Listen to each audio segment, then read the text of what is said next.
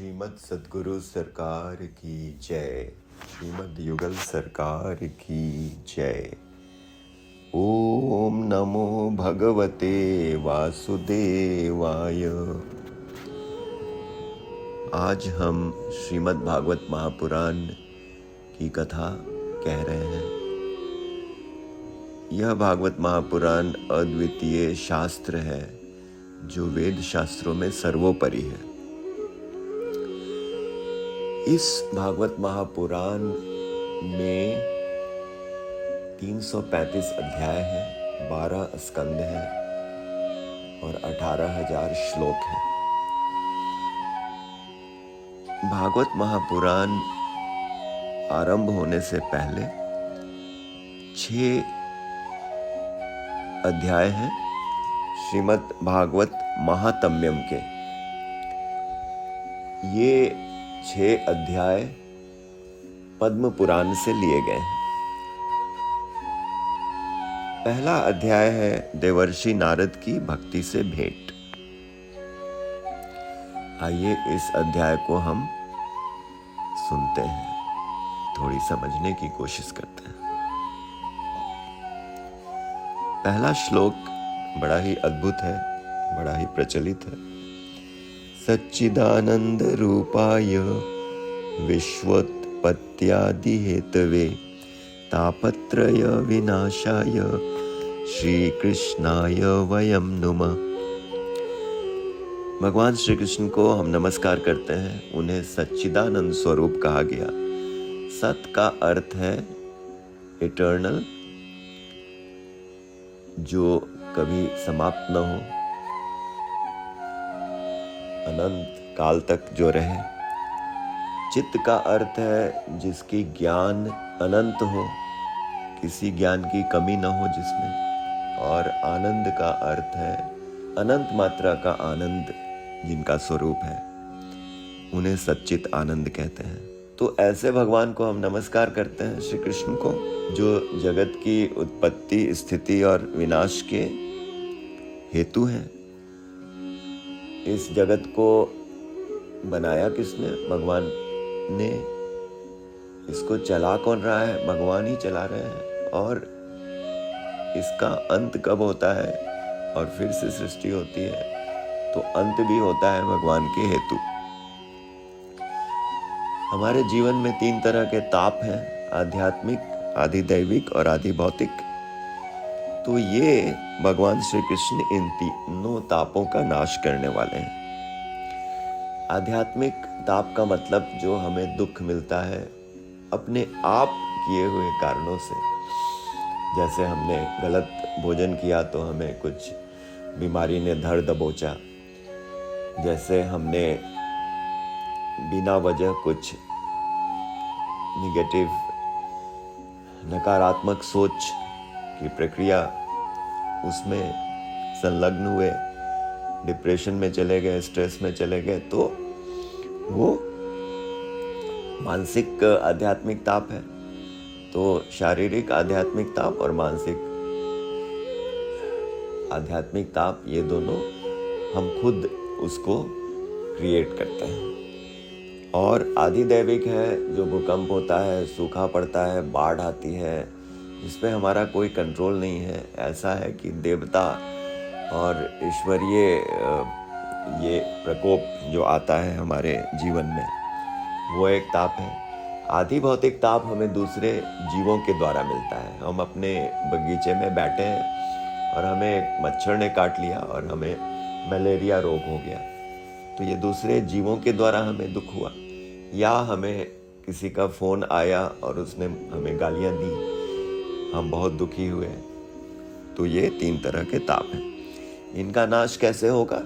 भगवान श्री कृष्ण की शरण में जाकर। अब इस अध्याय में शौनकादिक ऋषि, सूत गोस्वामी, उनके बीच का संवाद निहित है। और वेद व्यास जी, जो भगवान के अवतार माने जाते हैं, उनकी कथा है। तो और सुखदेव जी की कथा है, जो भगवान व्यासदेव के पुत्र हैं। उनकी माता का नाम पिंगला है। अब सुखदेव जी को श्री राधा रानी का लीला शुक माना जाता है। बड़ा ही अद्भुत उनका स्वरूप है। और वे, बड़ी कथा है कैसे माता पिंगला के गर्भ में प्रवेश करते हैं। तो वे सुखदेव जी 12 वर्ष तक माता पिंगला के गर्भ में रहते हैं, निकलना ही नहीं चाहते। नारद जी आते हैं, उनको समझाते हैं, फिर वो कहते हैं कि ठीक है, आप कह रहे हैं कि हमें माया नहीं लगेगी तो मैं आता हूँ। जन्म लेने के साथ पहले तो 12 वर्ष के हो गए, गर्भ में छोटे रूप में थे, 12 वर्ष के हो गए, लेकिन रुके नहीं हुए, चलते चले। तो वेद व्यास जी ने उनको बड़ी कातरता से पुकारा, बेटे पुत्र रुक जाओ, लेकिन वे नहीं रुके। वे बिल्कुल अध्यात्म ज्ञान में लीन और विचित्र उनकी अवस्था, बिल्कुल ध्यान में तल्लीन वो चलते चले गए। और वृक्षों ने वेद व्यास की तरफ से उनको पुकारा। अब हम सूत जी के विषय में समझते हैं। सूत जी बड़े ही ज्ञानी, भक्त, विद्वान हैं। उनके 88,000 शिष्य हैं नैमिषारण्य क्षेत्र में, जिनके मुखिया हैं शौनक ऋषि। तो ये शौनक ऋषि जो प्रश्न करते हैं सूत गोस्वामी से, और सूत गोस्वामी ने सुखदेव जी से भागवत का ज्ञान प्राप्त किया हुआ है, तो वो कथा सुनाते हैं। सूत जी, शौनक जी और बाकी ऋषियों को कथा सुनाते हैं कि भक्ति ही साधन है कलयुग के कष्टों का निवारण के लिए। क्योंकि सूत जी से शौनक जी पूछते हैं कि आपका तो ज्ञान है, अंधकार को नष्ट करने के लिए करोड़ों सूर्य के समान है, तो आप हमारे कानों के लिए अमृत स्वरूप सार गर्भित कथा कहिए। क्योंकि ऐसा कोई शाश्वत साधन बताइए जो सबसे अधिक कल्याणकारी तथा पवित्र करने वालों में भी पवित्र हो और जो भगवान श्री कृष्ण की प्राप्ति करा दे। तो सूत जी कहते हैं कि आपके हृदय में भगवान का प्रेम है, इसलिए मैं विचार कर आपको संपूर्ण सिद्धांतों का निष्कर्ष सुनाता हूँ। और ऐसा सिद्धांत जो जन्म मृत्यु के भयंकर भय का नाश कर देता है, भक्ति के प्रवाह को बढ़ाता है, भगवान श्री कृष्ण की प्रसन्नता का प्रधान कारण है। मैं वो सब साधन आपको बतलाता हूँ, उसे सावधान होकर सुनिए। फिर सुखदेव जी ने कलयुग में जीवों के काल रूपी सर्प के मुख का ग्रास होने के त्रास का आत्यंतिक नाश करने के लिए श्रीमद् भागवत महापुराण शास्त्र का प्रवचन किया है, जो मैं आपको सुनाता हूँ। तो जब सुखदेव जी ने परीक्षित महाराज को यह कथा सुनाना प्रारंभ किया, तो देवता लोग वहां पहुंच गए, जो अपना काम बनाने में बड़े कुशल हैं। वे एक अमृत का कलश लेकर आए थे और बोले कि सुखदेव जी, आप ये भागवत कथा हमें दे दीजिए, बदले में ये अमृत कलश ले लीजिए, जिसका सेवन करने से जीव अमृत को, अमरता को प्राप्त होता है। श्री सुखदेव जी ने बिल्कुल उसको नहीं माना। उन्होंने कहा कि आप मुझसे मणि, जो महामूल्य मणि है, वो चाहते हैं कि मैं आपको कुछ कांच के टुकड़ों के लिए दे दूं। तो इस तरह से भागवत कथा जो सुखदेव जी और परीक्षित महाराज के बीच हुई थी, उसका वर्णन है। यही कथा का श्रवण सुनकर, कथा के श्रवण से राजा परीक्षित की मुक्ति की बात सुनकर ब्रह्मा जी को भी बड़ा आश्चर्य हुआ था। तो उन्होंने अपने लोक सत्यलोक में तराजू बांधकर सब साधन को तौला और भागवत सबसे भारी पड़ा। सबने बहुत विस्मय किया कि भागवत कथा ऐसी अद्भुत है। तो फिर शौनक जी पूछते हैं कि नारद जी की कथा है कि सनकादिक ऋषियों के साथ उनका संयोग हुआ और आपने जैसा कहा कि पहले देवर्षि नारद जी ब्रह्मा जी के मुख से इसका श्रवण किए और सप्ताह श्रवण की विधि उन्हें सनकादिक ऋषियों से मिली, तो उसके विषय में बतलाइए।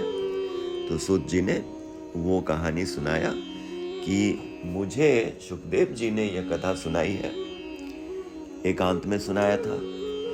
तो उन्होंने जो कहा था कि एक दिन विशालपुरी में चारों निर्मल ऋषि सत्संग के लिए आए थे और सनकादिक ऋषियों ने नारद जी से कहा था कि आपका मुख उदास क्यों है, आप चिंतातुर कैसे हैं, इतनी जल्दी जल्दी कहाँ जा रहे हैं। फिर नारद जी ने कहा था कि मैं पृथ्वी लोक को सर्वोत्तम लोक समझकर यहाँ आया था। पुष्कर, प्रयाग, काशी, गोदावरी, नासिक, हरिद्वार, कुरुक्षेत्र, श्रीरंग, सेतुबंध, रामेश्वरम आदि कई तीर्थों में मैं इधर उधर विचरता रहा, किंतु मुझे कभी शांति नहीं मिली। अभी तो अधर्म इतना हावी है कलयुग के इस युग में और सारी पृथ्वी पीड़ित हो रही है। यहाँ सत्य, तप, शौच, बाहर भीतर की पवित्रता, दया, दान आदि कुछ भी नहीं है। सब अपने पेट पालने में लगे हुए हैं।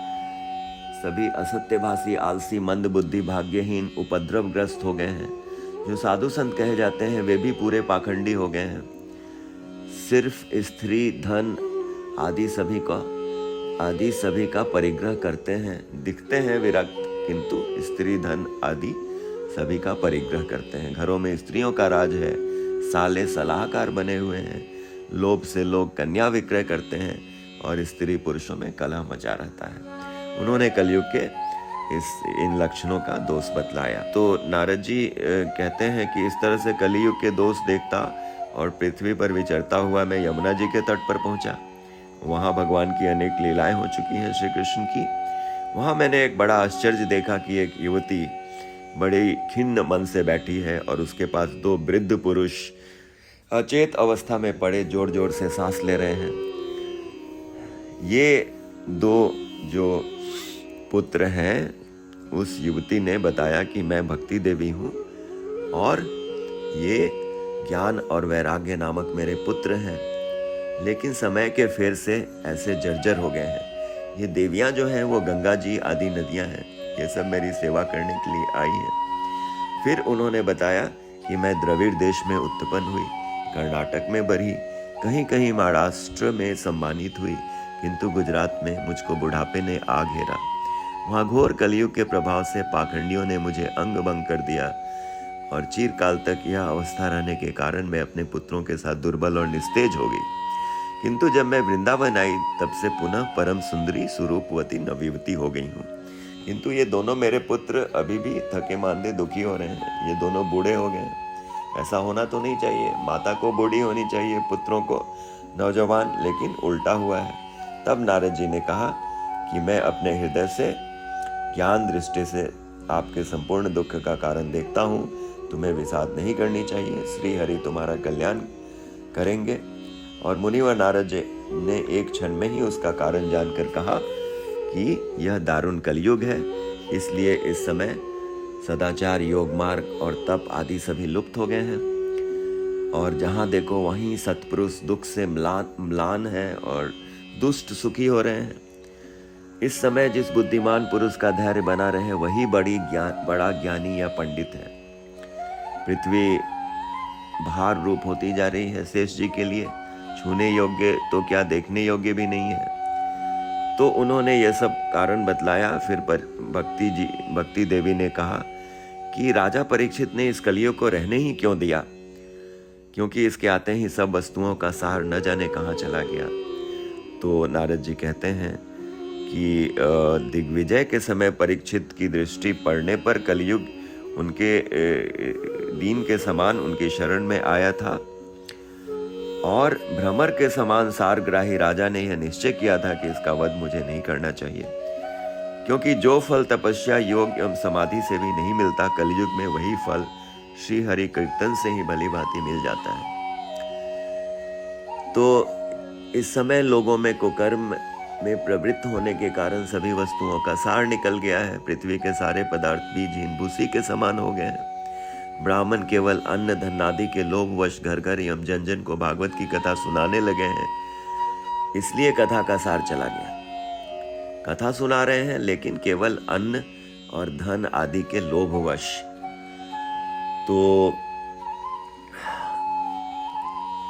जिनका चित्त निरंतर काम क्रोध महान लोभ और तृष्णा से तपता रहता है, वे भी तपस्या का ढोंग कर रहे हैं। ये सब कथा बातें नारद जी ने बताई। फिर सूत जी ने कहा, शौनक जी, इस प्रकार देवर्षि नारद के वचन सुनकर भक्ति को बड़ा आश्चर्य हुआ। फिर उसने जो कुछ कहा उसे सुनिए। देवर्षि, आप धन्य हैं। मेरा बड़ा सौभाग्य था जो आपका समागम हुआ। संसार में साधुओं का दर्शन ही समस्त सिद्धियों का परम कारण है। आपका केवल एक बार का उपदेश धारण करके कयाधु कुमार प्रहलाद ने माया पर विजय प्राप्त कर ली थी। ध्रुव ने भी आपकी कृपा से ही ध्रुव पद प्राप्त किया था। आप सर्व मंगलमय और साक्षात श्री ब्रह्मा जी के पुत्र हैं। मैं आपको नमस्कार करती हूँ। जयति जगति मायाम यस्य कायाधवस्ते वचन रचनमेकं केवलम चाकल्य ध्रुव पदमपि यातो यत्कृपातो ध्रुवोयम सकल कुशल पात्रम ब्रह्मपुत्रम नतास्मि। राधे राधे।